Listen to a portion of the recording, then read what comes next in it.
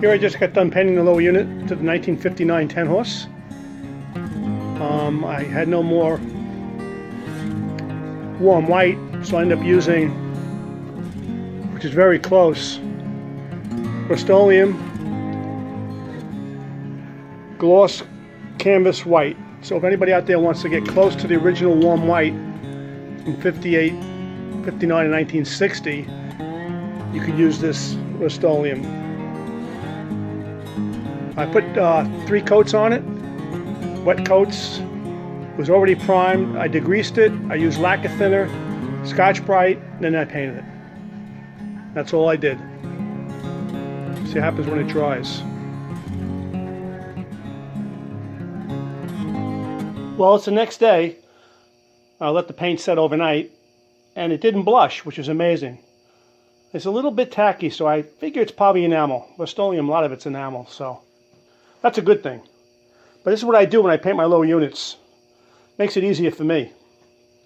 Now I'll prop it up and I'll spin it on the drive shaft. There's no water pump on it right now. Well, no impeller anyway, just a housing. But so easy to paint it that way, you know. Actually, when I do my motors, my restorations, I did them the same way on a motor stand, horizontal. I sprayed them. This way you get all the nooks and crannies. Just a good way to do it, you know. But I'm pleased again the way it came out. I did have a problem. I ended up putting the seals were good. I thought the seals were bad, but the low unit was changed somewhere, who knows how long ago. It wasn't the original low unit, so it was in pretty good shape. But when they whoever did the job destroyed the drive shaft right in the area where the seal is. It's all gouged with vice grip. I guess they didn't know you got to pull it out through the bottom, take the skeg off, and they just tried to force it and pull it straight out. But these drive shafts come out through the bottom. They have a Woodruff key, and the pinion gear is fits on that Woodruff key and it's pressed on. Anyway, they destroyed this drive shaft. I'm not going to throw it out because I could have it TIG welded if I was really desperate, and have it turned on a lathe and repaired. So I will not throw it out. Plus it's stainless steel. I have about 75 drive shafts in my backyard in a garbage pail, so I just go back. Whenever I need a drive shaft, I just go pick one out of the pile. That's one of the perks of being into this hobby for so many years. I just acquired such an inventory of parts. I very rarely have to buy anything that I need. Like I said, I put the new, I didn't change the seals. They were like brand new. I did change the O-ring on the shift. I had the tools, both to take them in and out, the special OMC tools. It takes 2 seconds. I put a new O-ring in there. Actually, the shift rod was very loose. Well, when I did pressure test initially, the air was coming out around the drive shaft, around that damaged drive shaft. So I pressure tested it again. Once I put it all back together, that's the way it is right now, and it doesn't leak anymore. So that problem's solved. So lucky I had the drive shaft.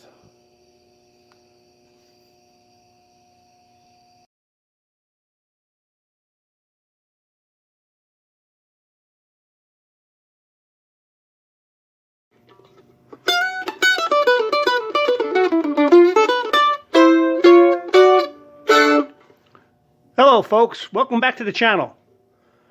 This is the 3rd episode of my 1959 10 horse Johnson, which looks pretty good right now, considering the way it did look. I did a lot to it. Nothing major, but just, you know, here and there. The biggest thing was the low unit, painting it. I changed the drive shaft. Brand new water pump inside, just like under the flywheel, all brand new parts. This motor, somebody put, you know, $200 into this thing at one time, not too long ago. But everything is really good. So I was putting this 3rd episode off for a few days. It was raining a lot and I was kind of lazy. But I ended up painting the power head just the other day. I found a good color match, pretty close. I mean, the low unit, I used the Rust-Oleum white, which I bought from Lowe's. And it's very close. I did the power head the other day. It looks a little whiter than the warm white, but I don't know why. It could be because the fluorescent lights are closer to the paint. I don't know. But there's the power head.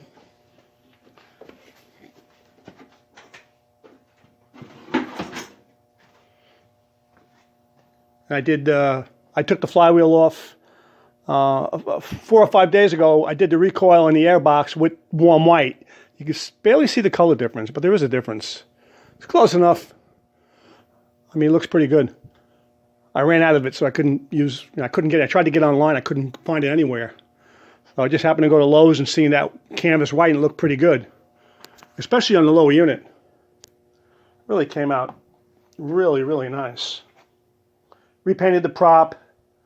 Took my time with the low unit, took the drain plugs out. I took the water intake faceplate off, you know, little things like that. Just to make it look a little better once it's all finished. Even the factory painted over all that stuff. But I really like the way it came out. The only thing left to do is, this is the fuel pump they put on there.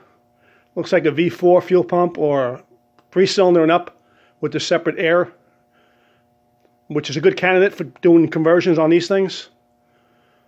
What the guy did was block off the original outlet for the pressure tank for the air. He didn't go behind the manifold, didn't block anything off internally, just put a bolt in there and that was it on the rubber hose with a clamp and blocked it off and used this fuel pump and it worked fine. I was running it for about 20 minutes when I first got the motor, but the kind of guy I am, I'm going to put one of these Chinese pumps in there. They're like about $12, so. But I have to find the plate. I don't have the, I have bunches of them, but I got to find it.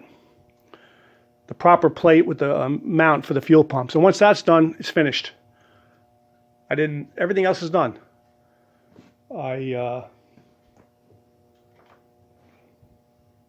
That's it, pretty much it. So I'm very happy the way it came out. Like all my motors. I mean, it's presentable now. Looks nice and clean. White is always nice.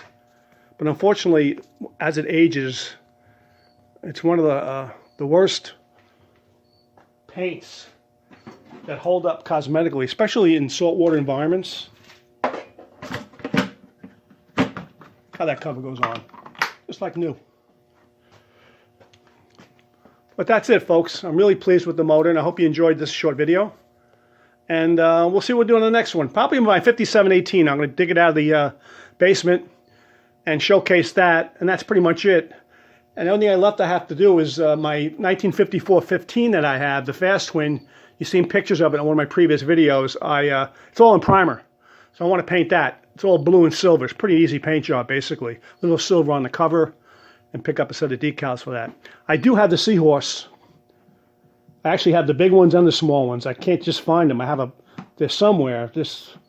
Eventually I'll find it. I'll put that Seahorse on there, and that'll pretty much be it. And that's it. So stay tuned to the next video. Hope you enjoyed seeing this thing reconditioned and cleaned up and given another life. Another 25, 30, maybe even 50 years. Who knows? Have a good one, and thanks again for watching.